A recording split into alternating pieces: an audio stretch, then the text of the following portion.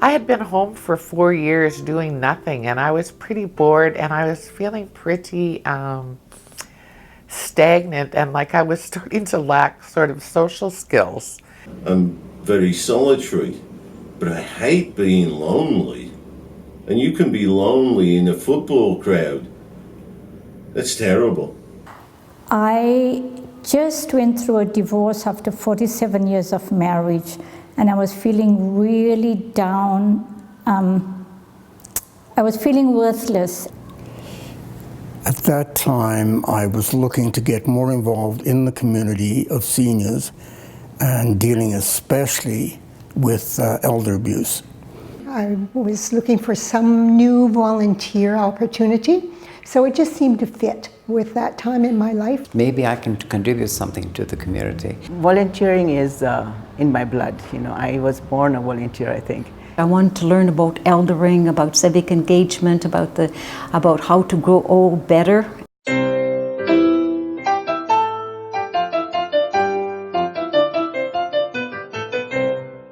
Elder Service Corps was designed as a vehicle for social change and as a vehicle for a conversation change about what it means to be aging in our society. We need a conversation change because we've lost that meaning and people are left on their own in that third stage of life. I think there is a perception of elderhood, aging, being the end of life, rather than here's a new stage in your life and new opportunities to communicate the learning that a person has gained through life. I hate it when people are condescending to me because I'm a senior. And I'm not really fussy about being called dearie all the time. That can be pretty tedious. Our overarching program was older adult community development, helping people both make internal changes and also be a really effective change agent for their community. It was about how do we engage older adults who might be feeling the results of social isolation. My whole intention is to speak to people on a one-to-one basis and bring them out to be in the diversified world instead of one closed community. My biggest point for wanting to do this basically was to get people from isolation. They may be physically handicapped, or maybe they're just shy, or it could be mental illness or social anxiety. You never know. Connected people are happier people. They live longer, they are healthy, and they enjoy life. We want people to be glued together. Our small role has always been to try and bring different people into the room together. It was hard for me at the beginning because I'd always worked with immigrants. And when I came to Elder Service Corps, I had all these people who were the mainstream people. And I was going, I don't know if I'll be able to connect. The biggest challenge of the Elder Service Corps for me was walking through the door for the first time. I was really shy and I felt kind of intimidated. It's a very soft leaving of the comfort zone, just being in the room and just being in the group with people whose experience might be different from what we've encountered before. We had 8 of us that were such diverse people from different walks of life, and they wanted to do something to be able to help. That was the bottom line. We had such a diverse spread of people from age, financial situations, living accommodations. Elder Service Corps was built around the idea that we can talk about things that make us uncomfortable, together with people who are different from us. I've ended up with a really close, supportive friend. We have such a laugh. I discovered he was gay and I didn't even know that. It just didn't matter to me. We just had fun together. Neither one of us expected the relationship, in his case, his relationship with me being a straight guy. We're like the odd couple. He knows all about fashion and decor and I know how to mess the place up. I did meet people that I didn't expect to meet. Really wonderful people that I never would have probably made contact with in any other way except this program. Once the Corps is selected and enrolled, then there are weekly group meetings, which are half-day trainings split up among the 3 core topics of Elder Service Corps, which are conscious eldering, social justice, and community development. It would be 9 months, 2 training sessions a week for 8 weeks. And then after that, we had 1 training session a week, and then we would begin the project. The training was varied. There are some things that I'm still trying to get my head around, sort of thing, as to what it meant. In my culture and religion, talking about lesbians, the LGBT community is absolutely taboo. But when I came to the Elder Service Corps, it was a 3-week topic that we discussed. And wow, what an eye-opener it was for me. And I went home and I told my grandchildren about it. And they knew, but they said, oh, now Grandma's learning a few things. Today's session was sexuality. I don't think it's a topic that my generation talks a lot about. We started the session with just getting the people to discuss their early experiences with sexuality. Of course, you get lots of misinformation. You learn from comic books, TV shows now that you have TV. When I was growing up, we didn't have TV. My father says to me, and it's almost a quote, the man has a penis, the woman has a womb, the man puts the penis in the womb, and that's called going to bed. Accurate information was definitely not present. Having the opportunity to talk about these things with our peers was very helpful. There are so many taboos, so many myths, and a lot of older people aren't aware that having sex when you're older is a normal process, that you'll feel better if you have a close, intimate sexual relationship. It will reduce isolation, depression, anything else that goes with aging. Sex about 3 times a week can slow aging and prevent wrinkles around the eyes. I think that people believe that as they get older, sexuality is not as important in their lives. That it is something that just diminishes with age, which is not the case. Seeing people having discussions that they may have thought that they couldn't have with anybody else. It's like opening a door. It's like bringing fresh air into somebody's mentality. People are also invited to do a community project of their own. Get a project with someone that is interested in the same type of thing that you are. I've been a knitter since I was 8 years old. I've never thought of it as a hobby. It's more of a necessity. I started knitting, it must be about 30, 40 years ago. The biggest project I did have once upon a time was a lady wanted me to knit her a coat. Well, a year and a half later, I thought, what did I get into? But it worked. When winter arrives, we hear advertisements on the radio asking for mitts, toques, socks. And I thought, well, here's an opportunity to get people involved to make those items and contribute to the various charities that need them. Get them going into a group and be part of doing something that can be done for other people as well. I'm ideally going to have them sit right beside me, and we'll do the same project. Hopefully that person will be able to copy. You're not going to knit a sweater in a week, but you've got to learn the process in order to be able to do it. I can only show you the knowledge and the experience that I've had. I am patient, and I hope that person is patient. It's not easy, but you've got to keep going and keep pushing and do it.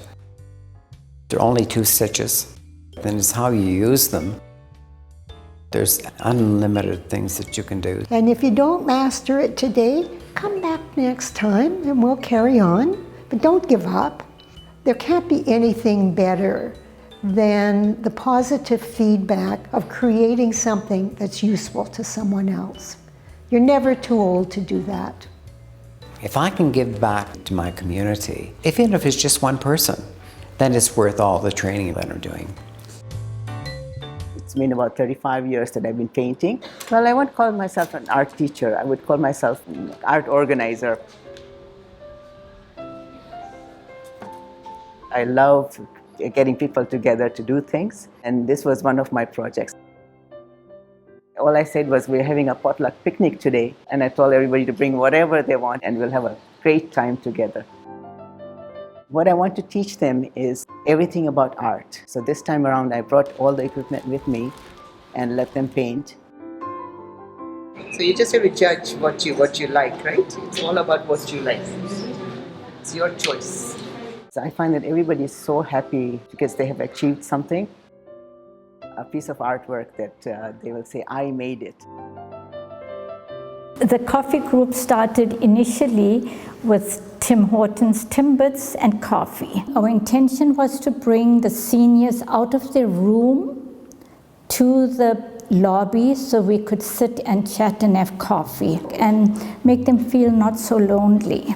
They weren't doing very much in the community, for the community, or even amongst themselves. So we decided to go door knocking in amongst all the seniors' homes. Some of the seniors were very aggressive in the sense of not either answering the door or answering the door and being verbally abusive. In 3 months, we managed to attract only one person. It was sparse in the beginning. How do we bring people together is food.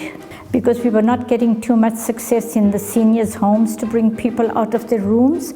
So once we came here, we called it Chat and Timmy's. And we had a poster put up with Timbits. Everybody would go by, see the Timbit picture and come. It's the Timmys that brought the people out to the community center. Come on now, let's join this conversational group. And that's exactly what it was. Managed to have a topic every week that we can not only discuss, but we can thrash. And then we form our own opinions. Getting to know one another, getting to know there's this place, it's a community hall for the people. Sometimes we get a few people that come in. Sometimes we get a lot of people. We discuss everything possible. It's a very vocal group and very, very opinionated group, but we have a lot of fun. They recognize that they're not an individual sitting there, another senior. They're no longer strangers in the community. They've become a part of it. There were a lot of ideas for projects. And people wanted a book club and people wanted a coffee meeting and lots of things where we could get together socially.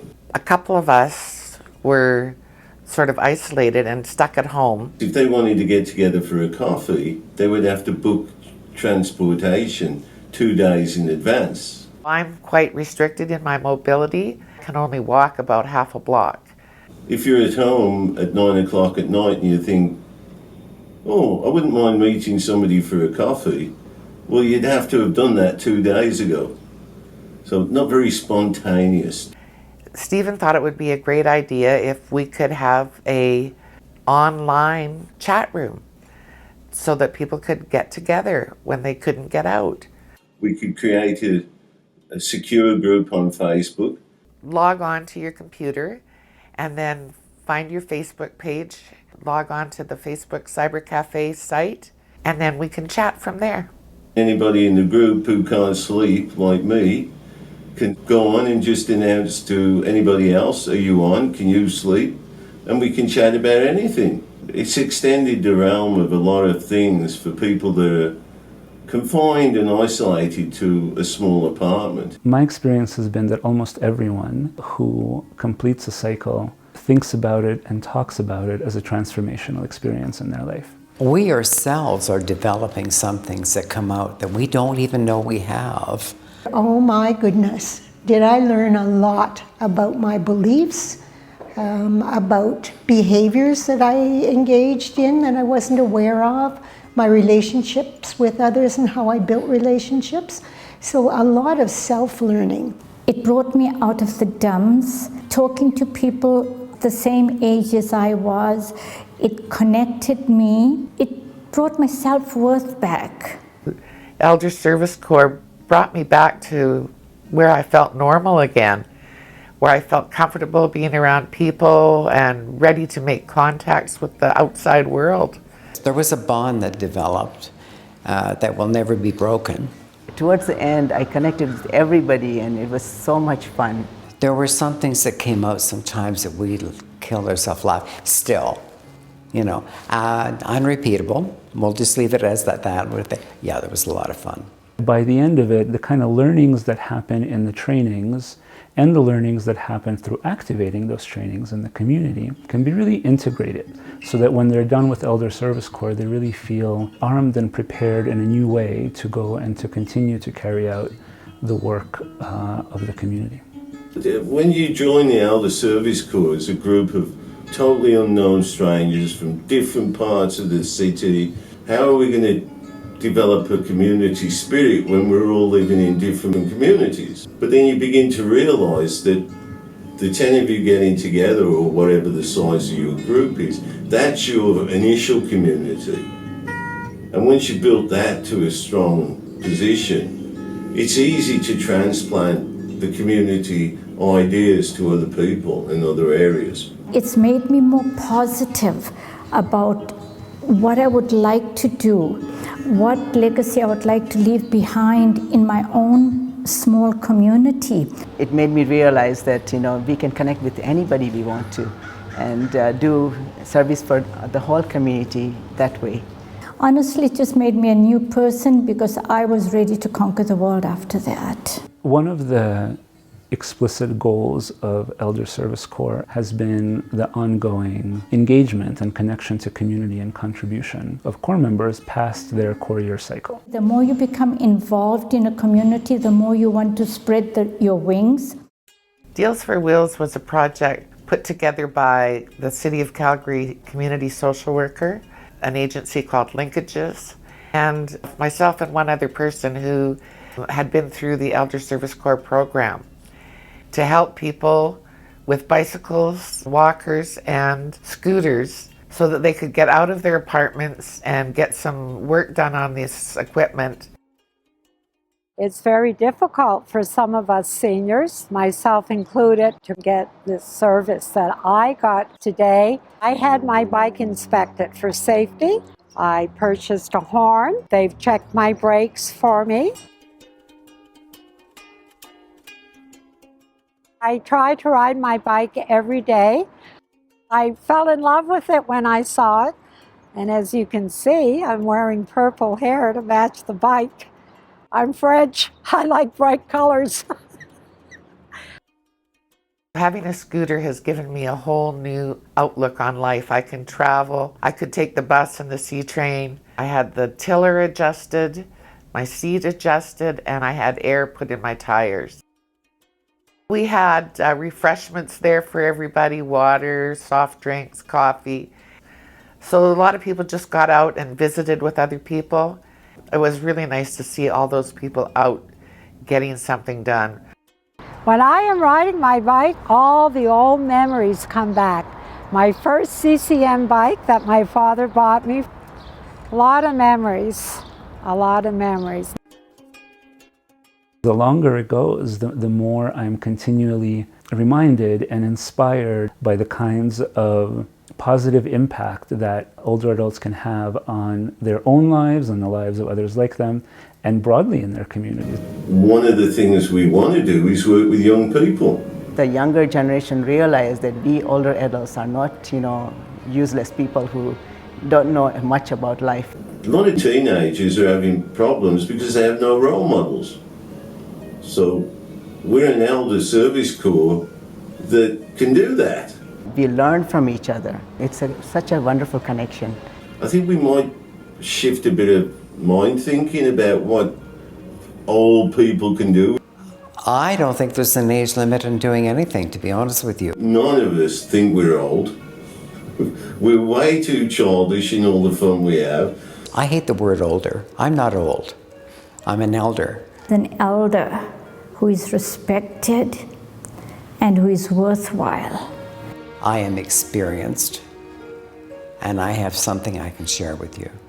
Elder reminds me of our native people. Elders have a certain amount of respect that they, I guess, have earned through life experience. What we're trying actively to do is to learn from the Indigenous communities where the role of the elder is to figure out how to transform their life's wisdom for the use of the community.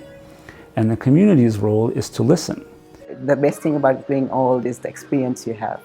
that you can connect with people and you can give them your experience of life. I have lots to offer as a human being and as an elder as well. I try to give as much as I can in the best way that I can. I want to show my children, my grandchildren, and all my students that you can be whatever you can. I want to be an example to them, not to be closed-minded, but to be active and independent for as long as they can be in their lives. We're looking to our elders in this third stage of life where not only are people living longer, but they're vital for longer, they're curious for longer, they're effective for longer, to help us understand how to define our lives more broadly and more richly. There was a time when I thought being an elder meant you were old, and now I am one. It's a stage of life. It's different from one person to the next. It's defined also by attitude. I think it's a stage of life that I'm grateful to have. I appreciate it. It's an adventure. To us, there's no such thing as aging. We're just who we are at this present moment in time.